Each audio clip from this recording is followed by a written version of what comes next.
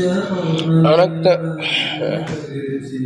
இந்த சேல்ஸ்மேன் வாழ்க்கையை பற்றி ஒன்று சொல்கிறேன் கேளுங்க. வாழ்க்கையில் நிம்மதி இருக்காது. அதேமாரி கஷ்டப்படணும்.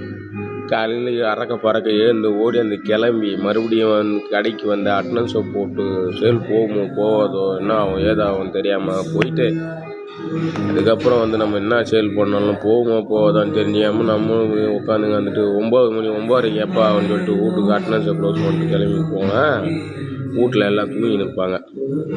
அதுக்கப்புறம் நம்ம என்ன பண்ணுவோம், எல்லாம் நம்ம சந்திரிப்பை நம்ம சாப்பிட்டுக்கிட்டு பார்த்துட்டு மறுபடியும் அதே தான். இதாங்க சேல்ஸ்மேன்ஸோட வாழ்க்கையை ரொட்டீனாக போயிட்டே இருக்கும். வாழ்க்கையில் எந்த ஒரு சந்தோஷமும் இருக்காது.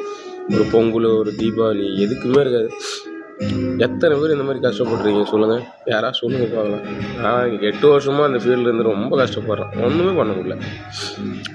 கஷ்டப்படுற எல்லோரும் கமெண்ட் பண்ணிட்டு லைக் பண்ணிட்டு பாருங்கள்.